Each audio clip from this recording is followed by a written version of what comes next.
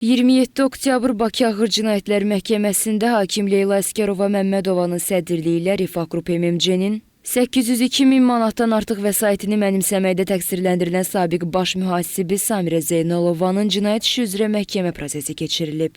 Lentazın məlumatına görə zərərçəkənin vəkili çıxış eləyərək istintaqın çox səthi aparıldığını bildirib. Əməliyyatlarda yanlışlıqlara yol verilib, araşdırma aparılmayıb, aidiyyatlı şəxslər bu yanlışlıqları görsələr də düzəldilməsində niyəsə maraqlı olmayıblar. Əslində Samirə şirkətin mühasibat ücretini qanuni həyata keçirməyib. Məlumatımıza görə Samirə Rifah Qrup MMC-yə gələnə kimi digər işlədiyi yerlərdə də eyni soyğunçuluq eləyib. Bu işlə bağlı digər şəxslərin məsuliyyətdən kənarda olmasının səbəbi onların bir-birinin ardında durması, müdafiə etməsidir.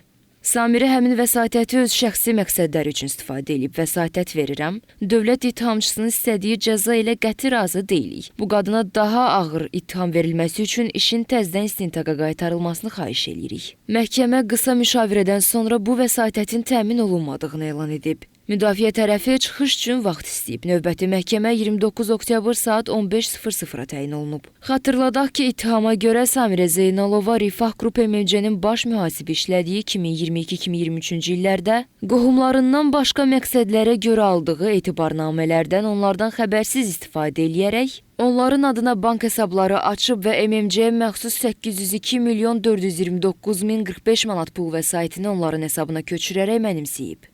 O, bu əməli törədərkən öz vəzifə mövqeyindən sui-istifadə edib. Samirə Zeynalovaya qarşı mənimsəmə, vəzifə səlahiyyətlərindən sui-istifadə, vəzifə saxtakarlığı ilə bağlı maddələr üzrə ittiham irəli sürülüb.